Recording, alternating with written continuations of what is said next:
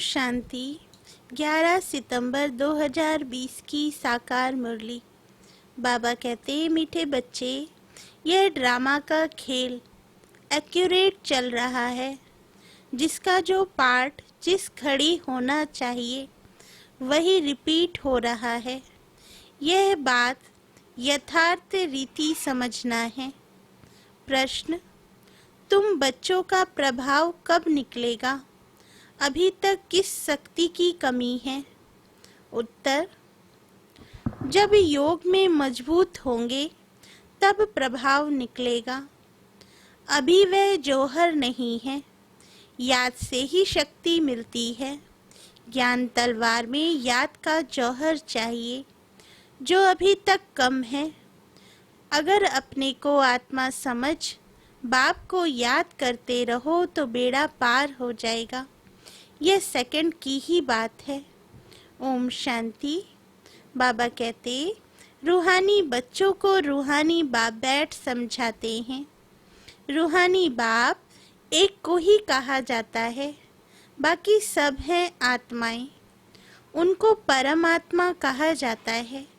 बाप कहते हैं, मैं भी हूँ आत्मा, परंतु मैं परम सुप्रीम सत्य हूँ।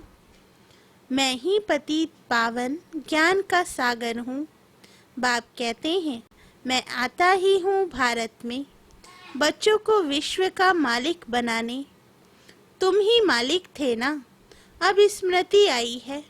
बच्चों को स्मृति दिलाते हैं।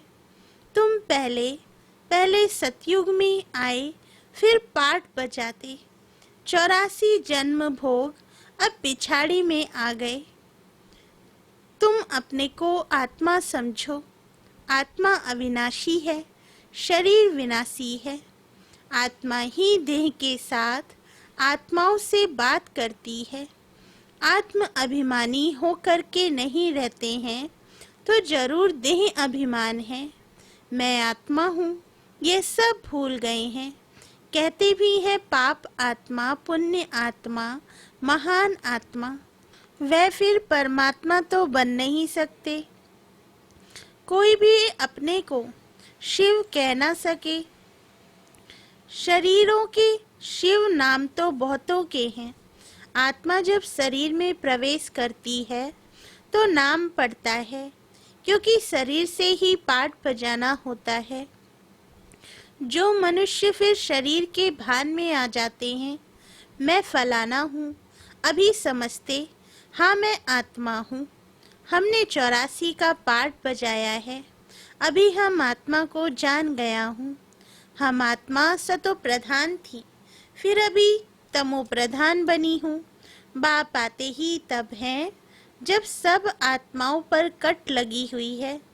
जैसे सोने में खाद पड़ती है ना, तुम पहले सच्चा सोना हो, फिर चांदी, तांबा, लोहा पढ़कर तुम बिल्कुल काले हो गए हो।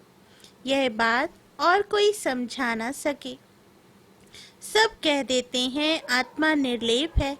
खाद कैसे पड़ती है यह भी बाप ने समझाया है बच्चों को। बाप कहते हैं, मैं आता ही हूँ भारत में। जब बिल्कुल तमोप्रधान बन जाते हैं तब आता हूँ। एक्यूरेट टाइम पर आते हैं। जैसे ड्रामा में एक्यूरेट खेल चलता है ना, जो पार्ट जिस घड़ी होना होगा उस समय फिर रिपीट होगा। उसमें जरा भी फर्क पड़ नहीं सकता। वह है हद का ड्रामा, यह है बेहद का ड्रामा। ये सब बहुत महीन समझने की बातें हैं। बाप कहते हैं, तुम्हारा जो पार्ट बचा वह ड्रामा अनुसार। कोई भी मनुष्य मात्र ना रचयिता को न रचना के आदि मध्य अंत को जानते हैं। ऋषि मुनि भी नेति नेति करते गए। अब तुमसे कोई पूछे रचयिता और रचना के आदि मध्य अंत को जानते हो तो तुम झट कहेंगे हाँ।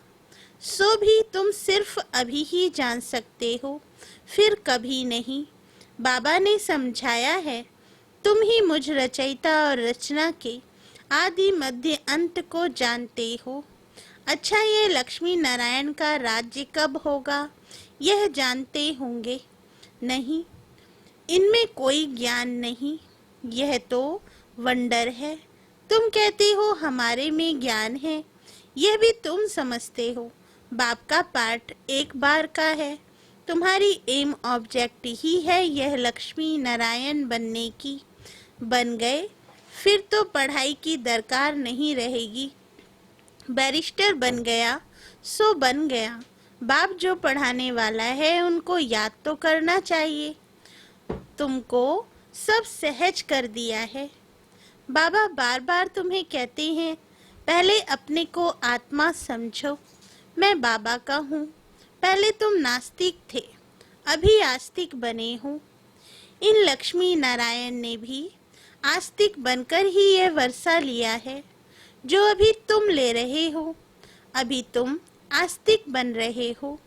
आस्तिक नास्तिक ये अक्षर इस समय के हैं, वहाँ ये अक्षर ही नहीं।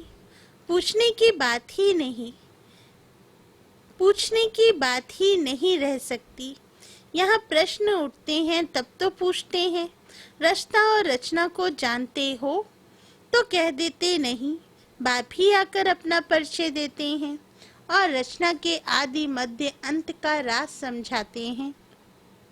बाप है बेहद का मालिक, रचता बच्चों को समझाया गया है और धर्म स्थापक भी यहाँ जरूर आते हैं।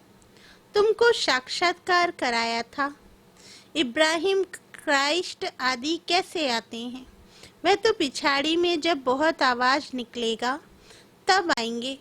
बाप कहते हैं बच्चे, देह सहित देह के सब धर्मों को त्याग मुझे याद करो। अभी तुम सन्मुख बैठे हो। अपने को देह नहीं समझना, मैं आत्मा हूँ। अपने को आत्मा समझ बाप को याद करते रहो तो बेड़ा पार हो जाएगा।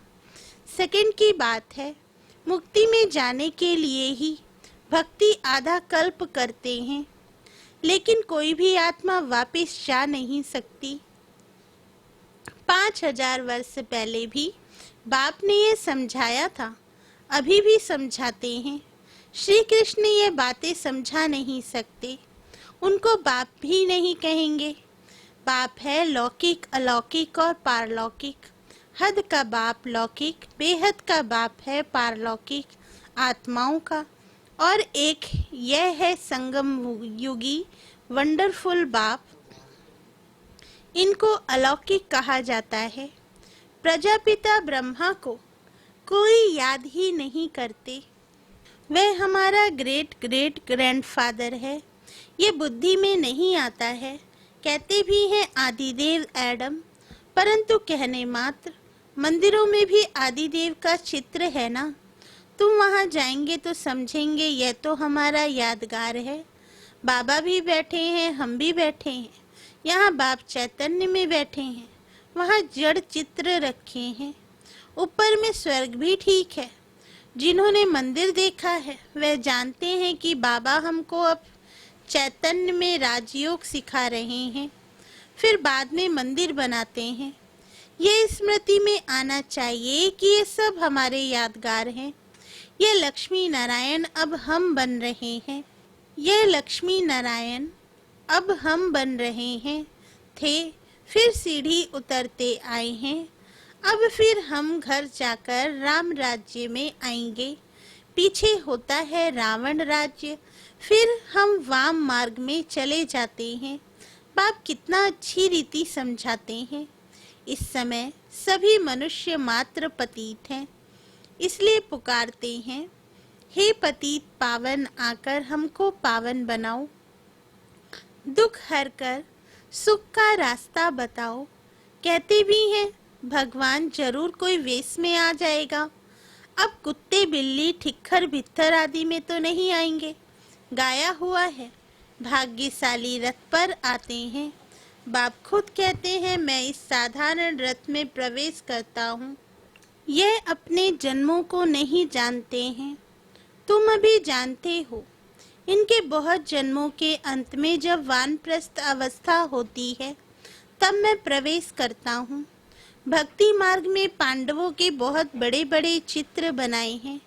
रंगून में बुद्ध का भी बहुत बड़ा चित्र है। इतना बड़ा कोई मनुष्य होता थोड़े ही है। बच्चों को तो अब हंसी आती होगी। रावण का चित्र कैसे बनाया है, दिन प्रतिदिन बड़ा करते जाते हैं। ये क्या चीज है जो हर वर्ष जलाते हैं? ऐसा कोई दुश्मन होगा? दुश्मन का ही चित्र बनाकर जलाते हैं। अच्छा, रावण कौन है, कब दुश्मन बना है जो हर वर्ष जलाते आते हैं? इस दुश्मन का किसको भी पता नहीं है। उनका अर्थ कोई बिल्कुल नहीं जानते।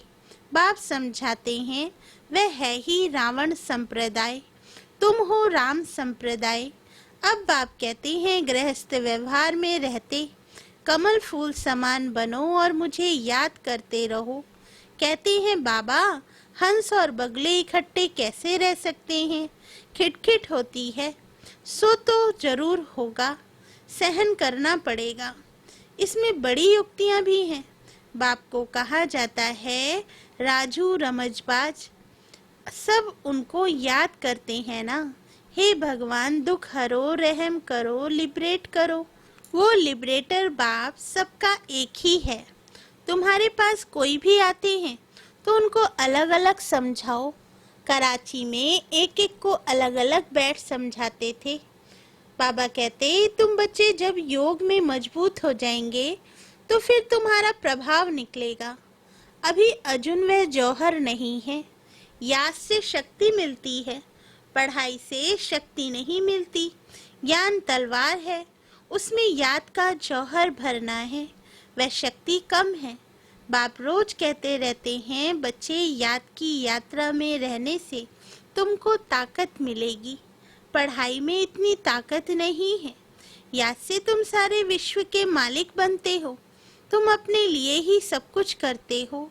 बहुत आए फिर गए, माया भी दुस्तर है। बहुत नहीं आते हैं, कहते हैं ज्ञान तो बहुत अच्छा है, खुशी भी होती है। बाहर गया खल्लास, जरा भी ठहरने नहीं देती। कोई कोई को बहुत खुशी होती है। ओहो, अब बाबा आए हैं, हम तो चले अपने सुखधाम। बाप कहते हैं, अभी पूरी राजधानी स्थापन ही कहाँ हुई है। तुम इस समय हो ईश्वरीय संतान, फिर होंगे देवताएं। डिग्री कम हो गई ना, मीटर में पॉइंट होती है, इतनी पॉइंट कम। तुम अभी एकदम ऊंच बनते हो, फिर कम होते होते नीचे आ जाते हो। सीढ़ी नीचे उतरना ही है। अब तुम्हारी बुद्धि में सीढ़ी का ज्ञान है। चढ़ती कला सर्व का भला, फिर धीरे धीरे उतरती कला होती है।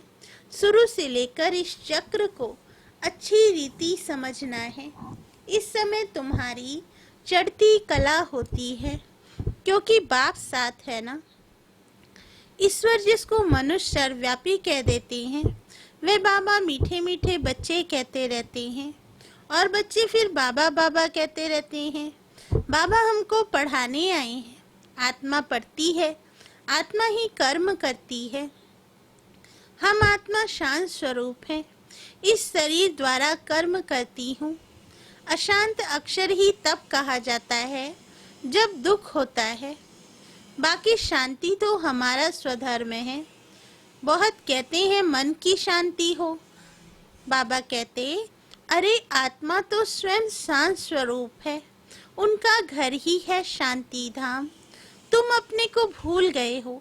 तुम तो शांति धाम के रहने वाले थे। शांति वहाँ ही मिलेगी। आजकल कहते हैं एक राज्य, एक धर्म, एक भाषा हो, one cast, one religion, one God. अब गवर्नमेंट लिखती भी है वन गॉड है, फिर सर्वव्यापी क्यों कहते हैं? वन गॉड तो कोई मानता ही नहीं है। तो अब तुमको फिर यह लिखना है, लक्ष्मी नारायण का चित्र बनाते हो, ऊपर में लिख दो सतयुग में जब इन्हों का राज्य था तो one God one deity religion था। परंतु मनुष्य कुछ समझते नहीं है, अटेंशन नहीं देते। अटेंशन उनका जाएगा जो हमारे ब्राह्मण कुल का होगा, और कोई नहीं समझेंगे। इसलिए बाबा कहते हैं अलग अलग बिठाओ फिर समझाओ, फॉर्म भरवाओ तो मालूम पड़ेगा, क्योंकि कोई किसको मानने वाला होगा, कोई किसको। सबको इकट्ठा कैसे समझाएंगे? अपनी अपनी बात सुनाने लग पड़ेंगे। पहले पहले तो पूछना चाहिए, कहाँ आए हो? बीके का नाम सुना है? प्रजापिता ब्रह्मा तुम्हारा क्या लगता है? कभी नाम सुना है? तुम प्रजापिता ब्रह्मा की संतान नहीं हो। हम तो प्रैक्टिकल में हैं। हो तुम भी, परंतु समझते नहीं हो। समझाने की बड़ी युक्ति चाहिए।